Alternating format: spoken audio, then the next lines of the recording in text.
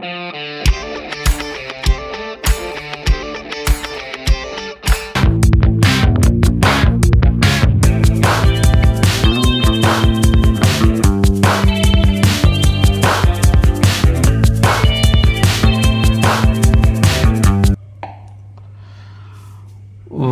நண்பர்களே, சிட்ரா tax YouTube channel சார்பாக உங்களை அன்புடன் அழைக்கிறோம். இது என்ன அப்படின்னா, உக்ரைன், அதாவது 2022க்கு முன்னாடி இருந்த அழகான உக்ரைன். தான் எவ்வளோ அழகானது, வெரி பியூட்டிஃபுல் கண்ட்ரி அப்படின்னு சொன்னால் கண்டிப்பாக உக்ரைன் சொல்லலாம். அவ்வளோ க்ளீனாக, ஒவ்வொரு கட்டடமே ஒரு கலைநயமிக்கதா, அவ்வளோ அருமையாக இருந்த உக்ரைன். இது 2022க்கு முன்னாடி இருந்த உக்ரைன் தான் நீங்கள் பார்த்துக்கிட்டுருக்கீங்க. எவ்வளோ அழகாக இருக்குது பாருங்களேன். மக்கள் நடந்து போகிறாங்க, இங்கே அழகாக அந்த வண்டி நீட்டாக பண்ணியிருக்காங்க. க்ளீனாக இருக்குது பாருங்கள், பயங்கர க்ளீனாக இருக்குது பாருங்களேன். இது ஃபுல்லாக உக்ரைன் 2022க்கு முன்னாடி இருந்த உக்ரைன் தான் இப்போ நீங்கள் பார்த்துக்கிட்டீங்க. ஓகேவா?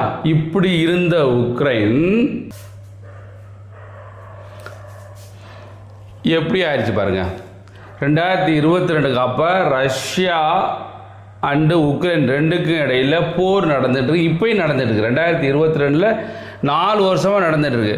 ஒரு அழகான கண்ட்ரி உக்ரைனை இந்த மாதிரி உருக்குலைந்து லட்சக்கணக்கான மக்களை கொண்டு கொலை பண்ண, ஒரு 1,00,000க்கு மேற்பட்ட இராணுவ வீரர்களை கொலை பண்ண உக்ரைனோட அதிபர் சுலன்ஸ்கியை பற்றி தான் நம்ம பார்க்க போகிறோம். ஒரு நடிகர் ஒரு நாட்டை ஆண்டால் அந்த நாடு எப்படி அழியும் என்பதற்கேற்ற ஒரு உதாரணம் தான் அந்த உக்ரைன். அந்த உக்ரைனை பற்றி நம்ம பார்க்க போகிறோம். நண்பர்களே, ஒரு நாடு எப்படி இருந்தது உக்ரைனு, 2022க்கு அப்புறம் அந்த நாடு எப்படி உருக்குலைந்து லட்சக்கணக்கான மக்கள் கொல்லப்பட்டார்கள், லட்சக்கணக்கான மக்கள் வேறு நாட்டுக்கு ஓடி ஒளிந்தார்கள், லட்சக்கணக்கான இராணுவர்கள் கொல்லப்பட்டார்கள். இதற்கு முழு முதல் காரணம் யாருன்னா, அந்த நாட்டோட அதிபராக இருக்கக்கூடிய சுலன்ஸ்கி. ஏன் இந்த மாதிரி ஒரு நாடு, ஒரு அழகான நாடு, இப்போ உருக்குலைந்த நாடாக, சாப்பாட்டு கூட வழி இல்லாத நாடாக வந்ததுக்கு முழு முதல் காரணம் யாருன்னா, நடிகராக இருந்து ஒரு நாட்டின், அதாவது உக்ரைன் நாட்டின் அதிபராக வந்த சுலன்ஸ்கி தான் இதுக்கு முழு முதல் காரணம். அரசியல் எடுத்துட்டோம் அப்படின்னா கண்டிப்பாக அதற்கும் நம்மளுக்கு ஒரு எக்ஸ்பீரியன்ஸு தேவை. இவருக்கு அந்த மாதிரி எக்ஸ்பீரியன்ஸ் கிடையாது. இவர் நடிகராக ஆகிட்டு எப்படி அதிபராக ஆனார், அந்த கதையை பார்க்கலாமா? எப்படி நடிகர் ஆனார் அப்படின்னா, servant of the people, servant of the people அப்படின்னு ஒரு தொடர். இவர் ஒரு நகைச்சுவை நடிகர். படத்தில் நிறைய நகைச்சுவை நடிச்சிருக்காரு. ஒரு தொலைக்காட்சி தொடரில் சர்வெண்ட் ஆஃப் த பீப்புள் அப்படின்ட்டு ஒரு பேர், அந்த தொலைக்காட்சியோட பேர் அதான். தமிழில் மக்களின் சேவகன், அந்த மாதிரி ஒரு தொலைக்காட்சி தொடரில் வரார். அந்த தொடரில் இவர் தான் கதாநாயகன், நடிக்கிறார். எப்படி நடிக்கிறார் அப்படின்னா, இவர் ஒரு உயர்நிலைப்பள்ளி ஆசிரியர். அந்த உயர்நிலைப்பள்ளி ஆசிரியர் அதிபர் ஆயிட்டா, அந்த தொடரில் அதிபர் ஆகிறாரு. அதிபர் ஆயிட்டு மக்களுக்காக உழைக்கிறார். ஊழலற்ற ஆட்சி கொடுப்பேன் அப்படின்னு சொல்லி ஊழலற்ற ஆட்சி கொடுக்குறாரு. இந்த மாதிரி மக்களுக்கு நிறைய சேவை செய்கிற மாதிரி அந்த தொடரில் நடிக்கிறாரு. அந்த தொடர் பயங்கர வெற்றி பெற்றுச்சு. ஏன்னா பெண்கள், முக்கியமாக பெண்கள்கிட்ட போய் சேர்ந்துருச்சு. ஸோ இந்த மாதிரி ஒரு மனிதர் ஊழல் இல்லாமல் மக்களுக்கு சேவை பண்ணக்கூடிய ஒரு நடிகர் கிடச்சிருக்காரு அப்படின்னு சொல்லி அந்த தொடர்னால பயங்கர ஃபேமஸ். அந்த சொலன்ஸ்கி என்னாச்சு அப்படி இவரே சொலன்ஸ்கி இவர் பயங்கரமான ஃபேமஸான அந்த நாட்டில் ஃபேமஸ் ஆகிட்டார். அப்போ என்ன செய்கிறாங்க அப்படின்னா 2018 வந்து அந்த தொடர் வந்து முடியும் தருவாயில் இருக்குது. அதுக்கடுத்து என்ன செய்கிறாரு, ஏன் மக்கள்கிட்ட இவ்வளோ ஃபேமஸாக இருக்கோமே, ஏன் நம்ம ஒரு அந்த நாட்டோட தலைவர் ஆயிடக்கூடாது அப்படின்னு சொல்லிட்டு 2019 சர்வெண்ட் ஆஃப் த பீப்புள் அந்த தொடரோட பேர் அப்படியே வச்சு, அதாவது சர்வெண்ட் ஆஃப் த பீப்புள் மக்களின் சேவகன் நகைச்சுவை தொடர் இருக்கு இல்லையா, அதனுடைய பேரவே வந்து ஒரு அரசியல் கட்சிக்கு வச்சு 2019 தேர்தலில் போட்டிடுறார். 2019 தேர்தலில் போட்டிட்டு இவர் ஆல்ரெடி முக்கியமாக பெண்கள்கிட்ட வந்து அதிக ஃபேமஸ் ஆகிட்டார். காரணமாக இந்த நாட்டிற்கு ஊழல் ஆட்சி கொடுப்பேன், இந்த நாட்டு மக்களுக்காக உழைப்பேன் அப்படின்னு சொன்னது காரணமாக மக்களில் வந்து 73.2% ஓட்டு, மொத்தம் 100 பேர்த்துக்கு 75 பேர் அப்ராக்சிமேட்லி வச்சுக்கலேன், 100க்கு 75 பேர் வந்து ஓட்டு போட்டு 73.2% ஓட்டு போட்டு இவர் அதிபராக தேர்ந்தெடுக்கிறாங்க. எப்போது 2019 அதிபராக தேர்ந்தெடுக்கிறாங்க. இதே வந்து அவர் நடித்த வந்து அந்த நகைச்சுவை தொடர் தான் இது. இந்த நகைச்சுவை தொடரை பார்த்து தான் மக்கள்லாம் பயங்கர மெய்சில் எடுத்து போய் இவருக்கு ஓட்டு போட்டு தேர்ந்தெடுக்கிறாங்க. இந்த மக்களுக்கு என்ன தெரியுன்னா, படத்தில் ஒரு மாதிரி நடிப்பாங்க நடிகர்கள், நிஜ வாழ்க்கையில் வந்து கண்டிப்பாக மாற்றங்கள் இருக்கும். அது வந்து எல்லாத்துக்கும் தான். நேரில் பார்த்த போது ஒரு மாதிரி பண்ணுவாங்க, இதை படத்தில் நடிக்கும் போது ஒரு மாதிரி இருக்கும். இது நடிகரோட இயல்பு. அவர் நடிகர் வந்து நடிக்கக்கூடியது அவருக்கு தொழில். ஆனால் நிஜ வாழ்க்கையில் வந்து எல்லா மனிதர்களும் அவங்களுடைய மனநிலை என்ன இருக்கோ அதை பொறுத்தே இருக்கும். ஸோ அதை வந்து மக்கள்னால் இது பண்ண முடியலை, ஐடென்டிஃபை பண்ண முடியலை, பார்க்க முடியலை. அதனால் மக்களுக்காக உழைக்கக்கூடிய மனிதர் அப்படின்னு நினச்சிட்டு இவரை 2019 எலெக்ஷனில் 73.2% ஓட்டு போட்டு இவரை தேர்ந்தெடுக்கிறாங்க. ரைட்டா? இதே அந்த தொடர். அப்படியே துப்பாக்கி வச்சு சுடுறாரா, ஊழல் பண்ணவங்க பூரா துப்பாக்கி வந்து சுடுறேன் அப்படின்னு சொல்லி இந்த மாதிரி துப்பாக்கியில் சுட்டு மக்களை கவர்ந்து இவர் 2019 ஜெயிச்சிட்டார். அப்போது ஜெயிச்சதுக்கு அப்புறம் என்ன நடக்குது அப்படின்னா, இப்போ தான் நான் முதல் சொன்ன திரும்ப நினச்சி பாருங்கள், 2019க்கு முன்னாடி இருந்த அழகான உக்ரைன் 2022க்கு அப்புறம் உருக்குலைந்து மக்களை செத்து மடித்து கொண்டு இருக்காங்க, சாப்பாட்டுக்கு வழி இல்லாமல் கூட இருக்காங்க. காரணம் என்ன? இந்த நடிகரான இந்த ஆளு தான். இவர் அதிபரை தேர்ந்தெடுத்தாச்சு, வந்துட்டார். இவருக்கு அரசியலில் அனுபவம் கிடையாது. இப்போ இந்த உக்ரைன் நாடு வந்து எப்படி தோன்றுச்சு அப்படின்னா, இவர் வந்து நம்ம ரஷ்யா இருக்கு இல்லையா, இது ரஷ்யா மற்றும் பல நாடுகள் சேர்ந்து USSR அப்படின்னு சொல்லி ஒரு அமைப்பு இருந்தது. 1991 வரைக்கும் USSR ஒரு நாடே இருக்கும், அதாவது கூட்டமைப்பு, நிறையா நாடுகள் சேர்ந்த ஒரு பகுதியே USSR.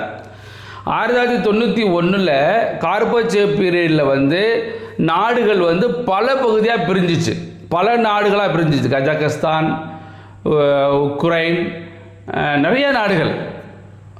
அப்போது பல நாடுகள் பிரிஞ்சதில் ஒரு உக்ரைன்மே ஒரு நாடு.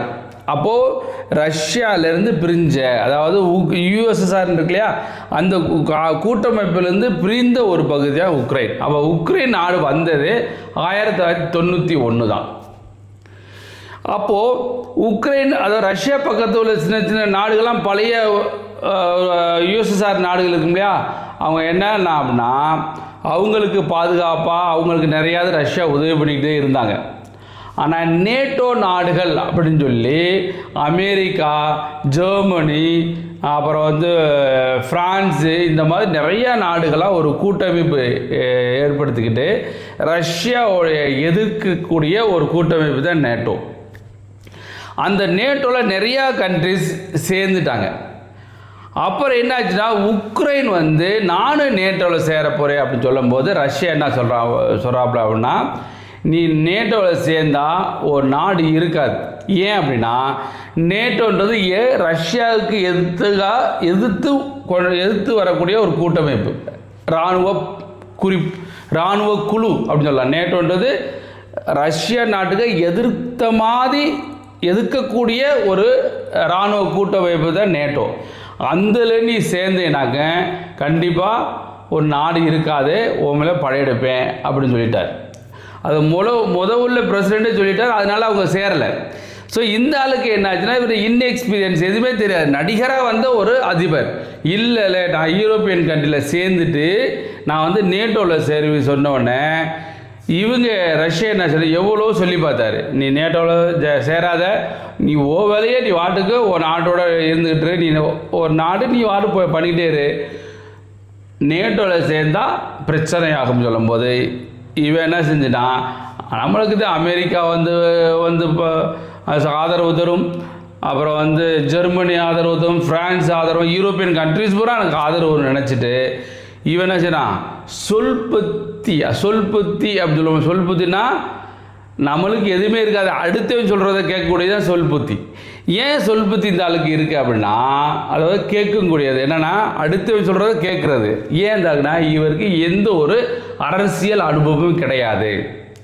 அப்போ என்ன செய்ய தூண்டி விடுறாங்க. ஏன்னா ரஷ்யாவுக்கும் அமெரிக்கா யூரோப்பியனுக்கும் ஆல்ரெடி இவங்க பிடிக்காது, ரெண்டு பேருமே எதிரிகள். அப்போ எதிரிகளை இருக்கும்போது இந்த ஆளை கூப்பிட்டு இவர் பொம்மை தான் சொல்லலாம், பொம்மை அதிபர் அப்படின்னு சொல்லக்கூடிய இந்த ஆள். ஏன்னா தான் வந்து என்ன செய்யணும்னு தெரியாத ஒரு ஆள், ஒரு பொம்மை அதிபர் தான். அப்போது அமெரிக்கக்காரன் என்ன சொல்கிறானோ அவங்க சொல்கிறத கேட்டுட்டு நான் நேட்டோ தான் சேருவேன், நேட்டோ சேர்ந்து நான் யூரோப்பியன் கண்ட்ரியில் நான் போவேன் அப்படின்னு சொல்லி பிடிவாதமாக இருக்கும்போது தான் 2022 ரஷ்யா இந்த உக்ரைன் மேலே போர் தொடுக்குது. போர் தொடுத்து இதுவரைக்கும் இராணுவ வீரர்கள் 1,00,000க்கு மேற்பட்ட இராணுவ வீரர்கள் செத்துருப்பாங்க. யுக்ரைனில் உள்ள இராணுவர்கள் 1,00,000க்கு மேற்பட்ட வீரர்கள் ஏகப்பட்ட, அதை வந்து மக்கள் வந்து செதஞ்சு பயந்து எல்லா நாட்டுக்கும் ஓடிட்டாங்க, ஏகப்பட்ட நாடுக்கு ஓடிட்டாங்க. அங்கே இருக்க மக்கள் கூட தினமும் செத்துக்கிட்டு இருக்காங்க. இராணுவத்துக்கு ஆள் கிடையாது. அப்போ இராணுவத்துக்கு ஆள் கிடையாமல் என்ன செய்யறாங்க, வலுக்கட்டாயமாக உக்ரைன் மக்களை போய் பிடிச்சி அவனை வந்து இராணுவத்துக்கு அனுப்புறது. இந்த மாதிரி நிலைமை நிறையா நடந்துகிட்ருக்கு.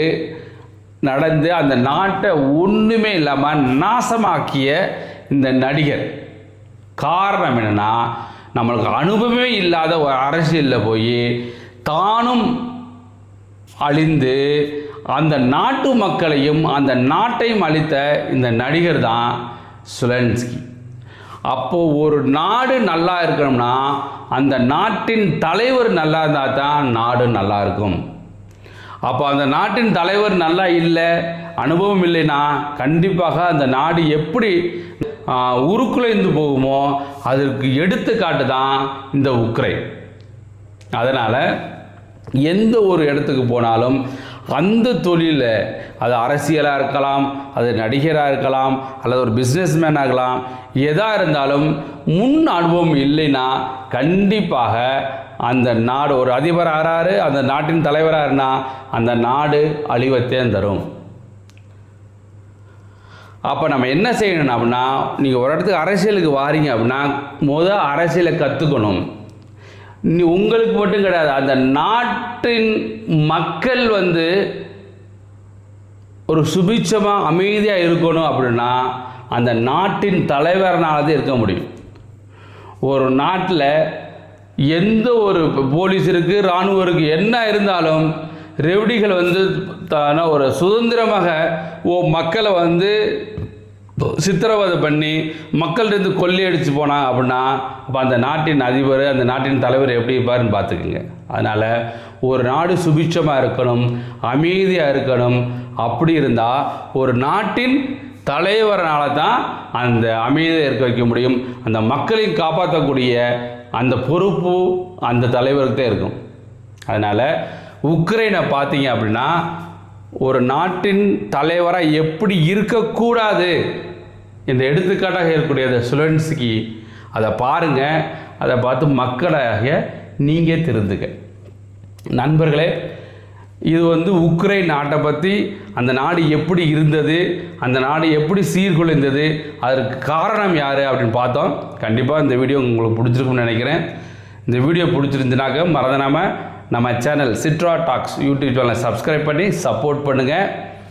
அப்போது நாட்டின் அதிபர் ஆகணும்னா அந்த நாடு எப்படி இருக்கும் என்பதற்கு எடுத்துக்காட்டு தான் உக்ரைன் நாடு.